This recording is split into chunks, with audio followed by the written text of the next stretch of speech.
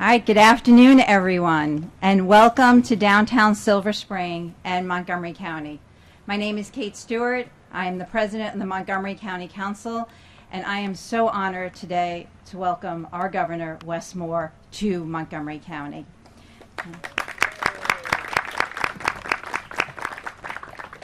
I also want to thank the Secretary of Health for coming, our Congresswoman Delaney, Delegate Charkoudian, my colleagues, Councilmember Gabe Albanaz, Councilmember Lorianne Sales, Councilmember Evans for being with us here today. Thank you, Governor, for coming to Silver Spring and to stand united against the awful, cruel, and hateful agenda of the Trump administration, and to stand with us against the reckless Republican shutdown, which threatens the lives and livelihoods of our residents. This shutdown affects every aspect of our lives. It affects us here in Silver Spring, across Montgomery County, and across the state of Maryland. It directly threatens the tens of thousands of federal workers who live here in the county, and in particular jeopardizes the well-being of our residents who depend on our social services. And make no mistake, the reason we are here today is because this shutdown is about health care. This is about health care, and we were just here listening to our navigators, our staff, our volunteers who are helping residents connect with health care each and every day. Hundreds of people walking through those doors, leaving with coverage for their families, for their children, for themselves. And that is what is threatened. We are here on this spot today because our residents rely on these high quality services. And it is cruel to think of them being threatened right now. It is often said that the true measure of a community or a society is found in how it treats those who are most in need.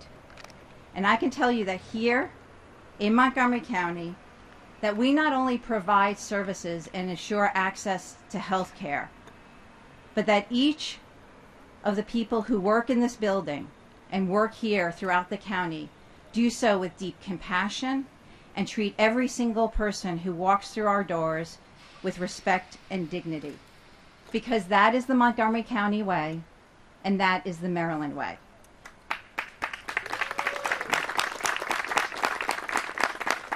And we are all here today, just as we have been for the last 9 months of this administration.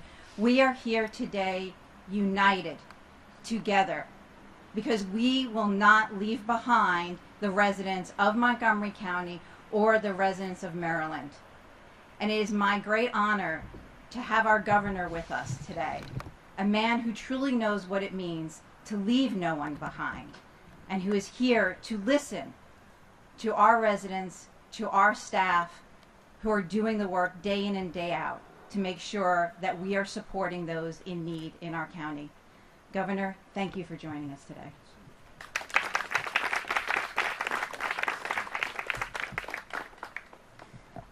Good afternoon, everyone. Want to first, Madam President, just thank you. Thank you for the leadership, and thank you for the vision and the toughness that you continue to bring to this moment in every single moment. And I want to thank everyone who is standing here around us, because these are the protectors. These are the ones who are willing to say to the people of Montgomery County and to the state of Maryland that regardless of what is happening around you, you're going to be okay. Because these are the folks who are standing on the wall, making sure that our folks are going to be okay. I want to thank all of our navigators for the work that you're doing every single day and reminding us why public service is so important and so necessary, and why today, tomorrow, and always we will stand with our public servants and the people who are choosing to serve others.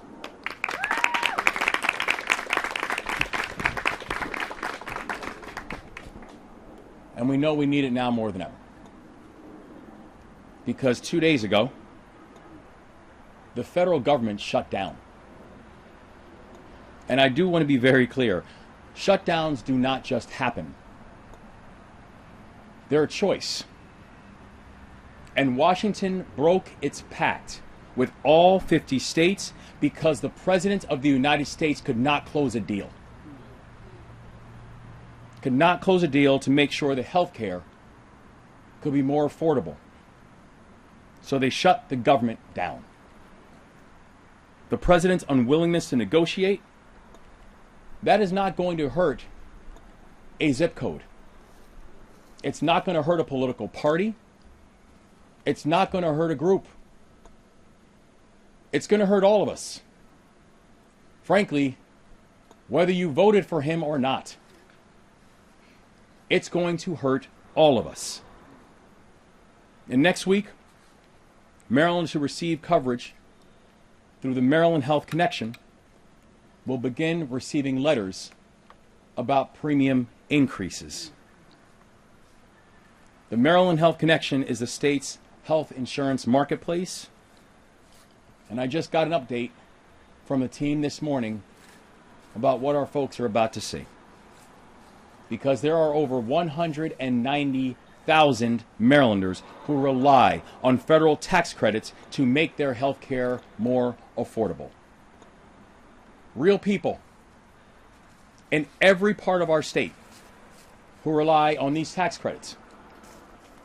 And these folks, these Marylanders, could see their premiums increase by an average of over $825 a year if Congress does not extend those tax credits.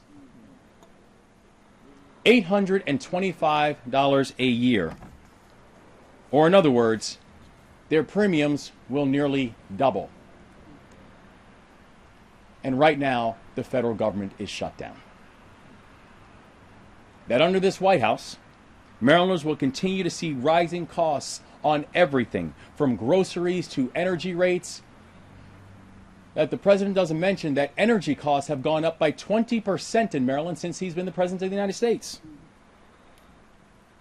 So while Washington is busy shutting down the government and raising costs for working families, in Maryland, this team is showing there's a better way.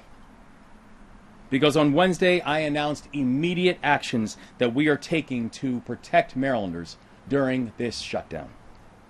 And today, we are reinforcing our commitment to the people to do our part, to make sure we're supporting our people at a time when the federal government is seemingly perfectly happy to abandon them. This year, we were proud to work in concert with the General Assembly, and I was proud to sign a bill in anticipation of changes that could be resulting from this federal administration. And this legislation that I signed lowers premiums for the people of our state through the Maryland Premium Assistance Program. And this program will help to protect Marylanders from these premium increases should the federal government fail to act. If the federal government decides not to act, the state of Maryland will.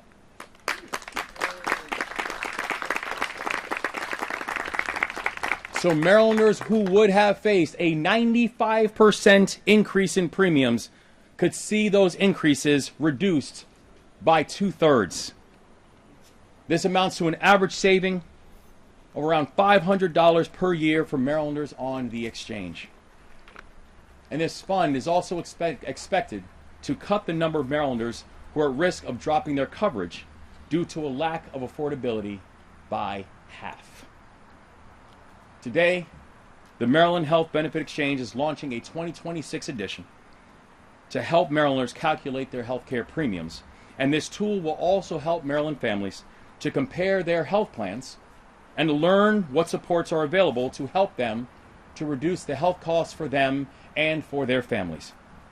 And to learn more about the Health Benefit Exchange and access the tool, Marylanders should visit marylandhealthconnection.gov and click Get an Estimate. Here in Maryland, we are committed to doing everything in our power to preserve affordable health care for Marylanders. Here in Maryland, we believe firmly that health care is not a privilege. Healthcare should be a right. And even with that, I know, and I know the people of our state know, that there is, frankly, no state in this country that can fill the enormous gap that's created when the federal government decides to look at us in our face and say you're on your own.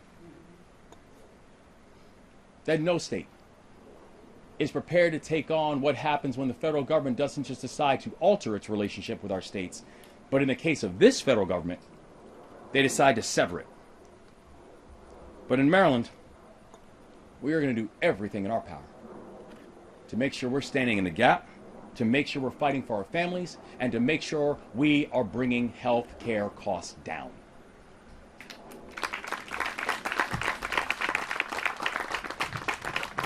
And I'm thankful that we have a remarkable federal delegation here in the state of Maryland who is working tirelessly to pass the federal tax credits so these increases do not happen. And Congresswoman Delaney, I just want to say to you and all of our colleagues, you have been a champion and continue to be, and we're grateful for your leadership and thankful. But also, I do want to be loud and clear. We are calling on congressional Republicans and Donald Trump to get on board. That the Maryland Health Exchange serves as a gateway to improved health care access to Marylanders. That enrollment through the Maryland Health Connection is at an all-time high of over 247,000 residents. And we are not slowing down. But none of this will be possible without the work of Marylanders like the Montgomery County Health Connection Navigators, who we had a chance to meet today.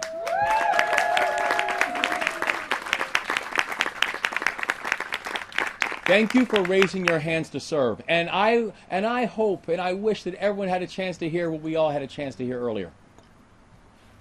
How people might walk into their offices feeling uncertain, feeling unseen, feeling left behind. But they leave your offices knowing that in Maryland and in Montgomery County, that's not what we do. Not here. And not today. Thank you for reminding us what public service looks like and why it matters. Thank you. That we are so thankful for all the public servants that we have here today. That we are here with Maryland's Health Secretary, outstanding Health Secretary, Dr. Mina Shashmani. We're thankful for her work and her service. That we're thankful to be here with Montgomery County Council President Kate Stewart. That we're, yes. That we're thankful to be here with the remarkable members of the Montgomery County Council and at-large members Lori Ann Sales, Evan Glass, Gabe Albernas, and our remarkable members of our county council and at-large members. Thank you all for your service and your leadership. That we are thankful that Montgomery County has such amazing leadership that's also representing them in Annapolis. I want to thank Delegate Janelle Wilkins for her work and her service. That we have someone, and when Rich said I'm here representing the county executive, I said, Rich, you stand in your own light, man. Our Chief Administrative Officer, Rich Madaleno. That we're here with Joanna Fabian-Marks of the Maryland Health Benefits Exchange, and thank you for the leadership that she continues to show as well. That the ever-present and omnipresent Vinnie Del Marco of Maryland Health Care for All is here. And Bobby Laughlin, a Marylander who is here to share a story about why this work matters and why seeing all of our people matters. This team is going to work around the clock to make sure that Marylanders get the support that they need. This team is going to make sure that every single Marylander is seen and lifted up and supported. But I do know that the reality is clear, that the longer this shutdown lasts, the harder it is to keep basic services afloat. That we know that for anyone who is either rooting for this shutdown to last long, or for those who would use the moment of this shutdown to fire people, your cruelty will never be forgotten.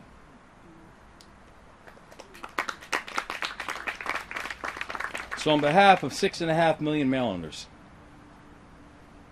my message to President Trump is clear. End this shutdown now. Come to the negotiating table on health care and reopen the government and fulfill the promise that the American government has made to the American people that you are breaking. End it now. And I want to thank our Senators Chris Van Hollen and Senator Alsobrooks, who I know who are in session right now, who are fighting to make sure this government reopens, and we're fighting to protect Marylanders every single day. And we are grateful for the leadership they continue to show on Capitol Hill as well. But I'll close with this. We've been meeting with Marylanders all over the state,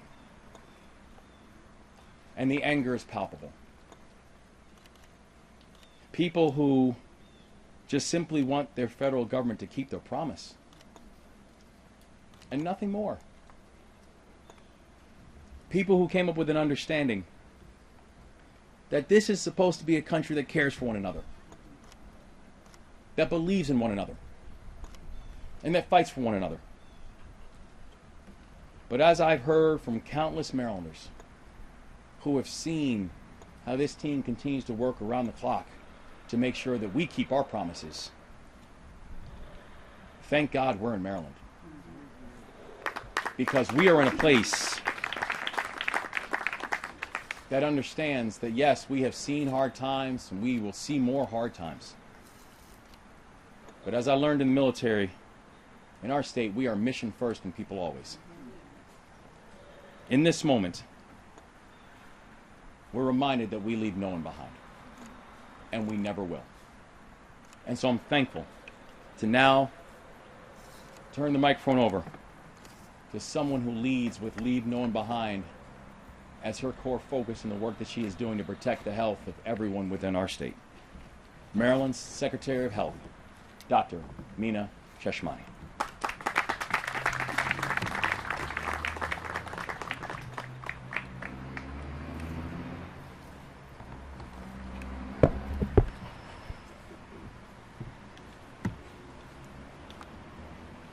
Good afternoon, everyone. Good afternoon. First, I want to thank Governor Moore and Lieutenant Governor Miller for their incredible leadership during this challenging time. And I want to thank Congresswoman Delaney and our local leaders as well for the work that they do to protect our state. And of course, to our navigators, the work that you do with people every day is what keeps me moving forward in the work that I do. As the Secretary of Health, I am proud to lead a department where our mission is to protect and advance the health and well-being of all Marylanders through systems that work for people. As chair for the Maryland Health Benefit Exchange and as Secretary of Health, but also as a former head of Medicare in the federal government, as a physician, as a mom, as a daughter, I know that affordable and accessible health care is critical to protecting and advancing the health and well-being of our residents across their lifespan. The Maryland Health Benefit Exchange plays a crucial role by offering affordable health coverage, with thousands of Marylanders getting covered through the Maryland Health Connection. And under the leadership of Governor Moore, we've seen an incredible surge in coverage on this front. Our record enrollment was driven in part by an increase in enrollment among young adults, Black and Hispanic individuals. We cannot afford to lose ground with raised premiums. On top of already harmful and burdensome changes coming our way in the next few years following recent actions taken by the federal government. These actions make significant changes to Medicaid that may cause 175,000 Marylanders to lose their coverage. Not only will these Medicaid cuts make it harder for people to access health care, but these cuts will reduce payments for health care organizations across the state, which will stall economic growth for one of our largest sectors. And it will raise health care costs for all Marylanders and Maryland businesses. On top of that, tens of millions of dollars will be needed to implement and administer all of the new requirements, particularly those pertaining to eligibility changes such as work requirements. Now, you all know that Maryland Medicaid delivers life-saving health care coverage for over 1.5 million people in this state. That's a quarter of our state. And it also covers almost half of all children in the state. So we must protect and preserve access to health coverage for all Marylanders. And we are hard at work with our partners, including many of you, to do just that. We must strengthen, not cut or weaken, the programs that make it easier for families to live, to grow, to thrive. Maryland will do everything we can to ensure that care and coverage remains affordable in our state. The current federal government shutdown puts more challenges in place and further burdens our healthcare system. But I'm so grateful and proud to be part of an administration that is doing everything it can to protect its residents, while we continue to build a high-quality healthcare system that produces the best possible health for all Marylanders. So thank you again, and I'm going to turn it over now to Congresswoman Delaney.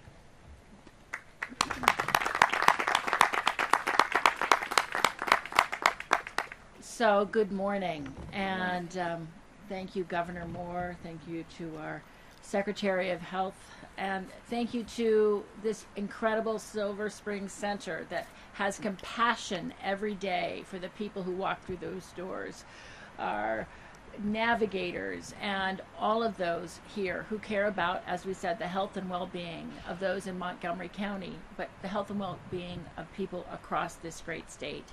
And while I represent Maryland's 6th district, which actually starts in Up County, Montgomery County, and goes into Western Maryland, I share with Jamie Raskin, who represents Silver Spring, and our whole federal delegation, our commitment to standing up for the health of Maryland and for all those who are fighting to make sure that these draconian cuts and this budget don't impact us. I just have to say, this week, none of us wanted to be in a government shutdown. And our federal delegation worked very hard to avert it. But some things are so important, they are worth fighting for, like standing up for the health and well-being of Marylanders, protecting their health care, and not signing off on a budget which will make working families' lives harder and less affordable. Earlier this week, I was with the Women's Democratic Caucus and some local elected leaders in Germantown at the Up County Regional Health Center, which is an incredible model also of a one-stop shop for our neediest residents, from dental and maternal health to Medicaid and SNAP. That tour reinforced my view that healthcare is not a talking point, but a lifeline.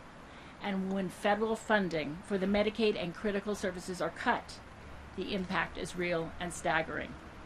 It's not Make America Great, it's Make America Break.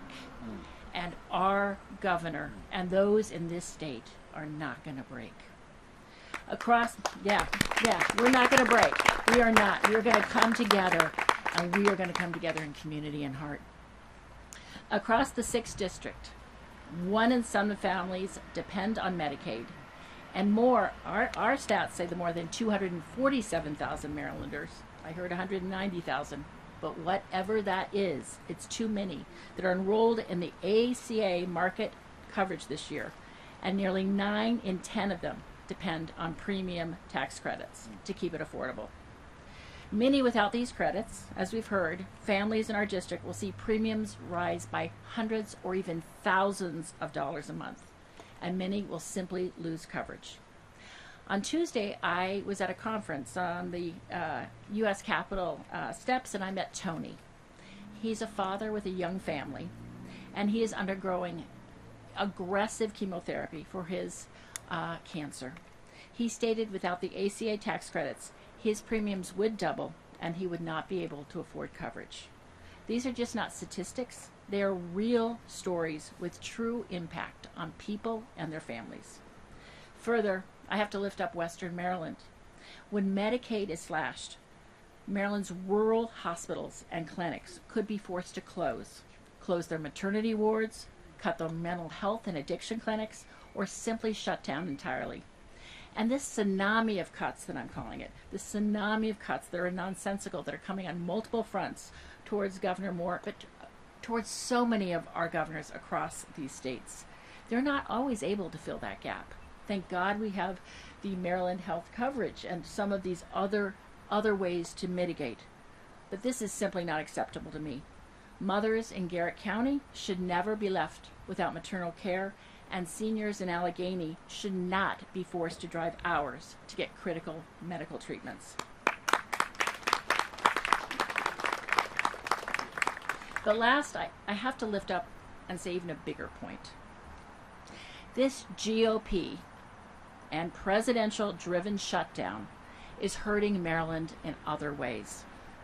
Federal workers without pay cuts, and small businesses and farmers caught up in economic uncertainty. Weird sombrero memes aside, these authoritative and authoritarian actions are targeting Maryland in terrible ways.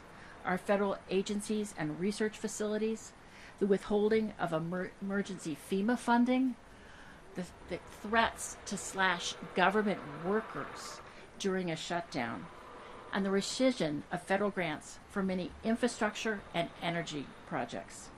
These actions, too, will help and hurt the health of our state and our working families and our dedicated civil servants. They also undermine our U.S. competitiveness and national security. And they hurt, most importantly, trust in our government. Let me be clear. We cannot let the health and well-being of our citizens, of our state, or of our country to be held hostage to partisanship, retribution, and cruel-hearted cuts.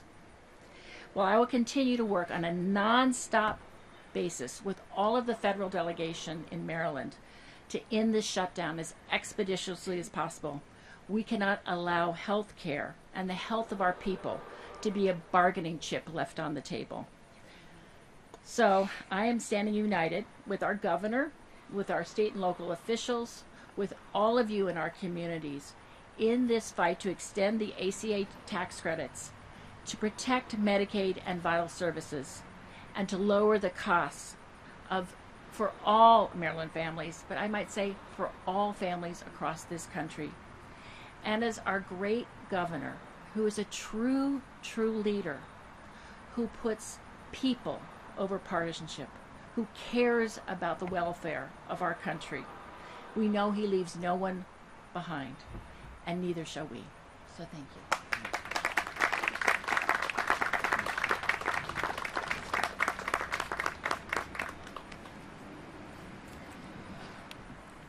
Good afternoon, everyone. Good afternoon. I am Delegate Janelle Wilkins. I represent this district, District 20, and I'm also the chair of the Legislative Black Caucus of Maryland, the largest black caucus in the country. And I think that it matters that Governor Moore is here today in the most diverse county in the state of Maryland. And because of our diversity, we will be severely impacted by the high cost of premiums, and our families will be challenged. So I want to thank you, Governor, for being here, for standing up for Maryland, and for all of us coming together to do what we can. Because this shutdown is not just another gridlock in Washington. It is a direct hit on Maryland families. Federal workers are missing their paychecks. Small businesses are feeling the squeeze. And families are being forced to make impossible choices. Let's be real. Because the fact is that although Republicans control the U.S. House, the U.S. Senate, and sit in the White House, that they cannot fulfill their basic duty of keeping government open. But this shutdown, it didn't just happen. As the governor said, it is a choice. Cruelty is a choice. And Republicans are choosing to allow premiums to skyrocket and threatening to lay off more workers instead of extending vital Affordable Care Act tax credits for Americans. And I want to share that this is actually very personal for me. Growing up, the very first time that my family ever had consistent health care was due to the Affordable Care Act. And I remember the pain and the hurt of being a child and seeing my mother work so hard, but not being able to attain health insurance and having to choose whether to go to the doctor, get a screening, get her prescriptions, despite working herself to the bone for her children. And so this is the story of so many different Marylanders and Americans. And I can say personally that even with the Affordable Care Act, those premiums and meeting those premiums are a challenge. And that's why we have to keep it affordable. The enhanced tax credit is essential to be keeping healthcare premiums within reach for our residents. And that's why I want to thank Congresswoman Delaney. I want to urge our Democrats in Congress to hold strong, because you're doing the right thing for America and for our residents. And in the midst of this challenge, I am grateful for the steady leadership of Governor Wes Moore. From day one, he has made it clear that Maryland will not turn its back on its people. He is standing shoulder to shoulder with families, with business, with our communities, with our frontline workers, and ensuring that the most vulnerable are protected and that we are prepared to weather this storm together. Despite what's happening in Washington, the leadership of the Maryland General Assembly, Speaker of the House, Adrian Jones, the Wes Moore administration, it reminds us that government can and should be a partner in people's lives. The good news is that we saw this coming. And this year, we passed, and Governor Moore signed into law, House Bill 1082, to provide some relief for healthcare costs here in Maryland and subsidize those costs for families. No one should have to decide between keeping the lights on and going to the doctor. Maryland is stepping up and showing the nation what it means to put people first. Thank you.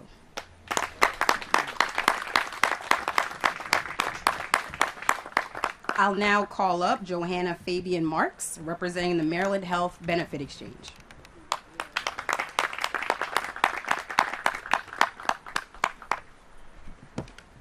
Hello, and thank you so much to Montgomery County Health Connection, Governor Moore, our elected officials, and public servants here today. I'm Johanna Fabian-Marks, Deputy Director of Maryland Health Connection, the state's health insurance marketplace. We are proud to serve 1 in 4 Marylanders who enroll in health coverage through Maryland Health Connection, including the nearly 250,000 who enroll in private plans. These Marylanders don't get coverage through a job, Medicaid, or Medicare. These nearly 250,000 Marylanders rely on Maryland Health Connection to access affordable coverage. Our enrollees are entrepreneurs. In fact, 25% are small business owners. They're farmers, gig workers, young people who aged out of their parents' coverage, or older Marylanders who retired but don't yet qualify for Medicare. They're people who lost a job and need coverage while they're searching for work, unfortunately a common situation these days. Whatever their circumstances, Maryland Health Connection offers trusted, high-quality health coverage so we can take one worry off of their plate. However, as you've heard today, we're being forced to deliver some difficult news this fall.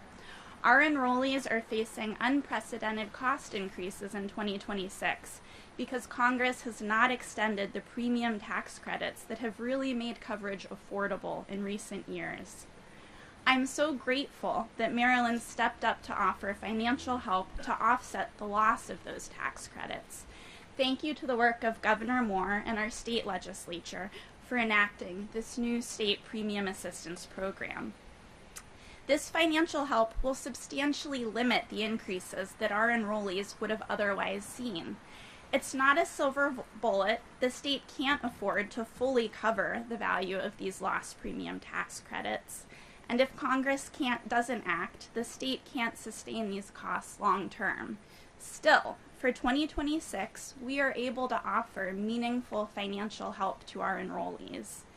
In the next couple of weeks, our enrollees will start getting their renewal notices. We encourage everyone to take a close look at their new premiums, and if you're worried about the cost, we can help you find a plan that fits your budget. You can get free in-person help in every county from our navigators, including a great set of navigators just over here, and our authorized insurance brokers, and you can also reach us at our call center. All of that information is on our website at marylandhealthconnection.gov/findhelp. Open enrollment starts November 1st and runs through January 15th, so the time to shop and enroll is coming up. And if you're curious now, as you've heard, we have 2026 plans live on our website, so you can check out your plan costs now and prepare. Thank you again for the opportunity to speak, and I will turn things over to my friend and wonderful advocate, Vinnie DeMarco.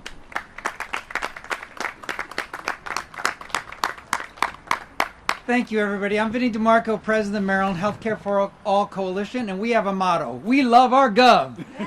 And thanks to Governor Moore, our wonderful health department, exchange, and a General Assembly led by the Black Caucus in many ways, that we can do a lot in Maryland, but we can't do everything.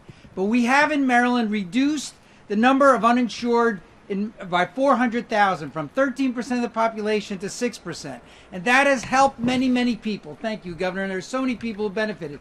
But I'm here to say that we all benefited. A study by expert Steve Ports, a health economist, shows that that drop in the uninsured from 13% to 6% reduced by over $460 million the amount of uncompensated hospital care. Let me repeat that. The drop in the uninsured from 13% to 6% reduced uncompensated hospital care by over $460 million.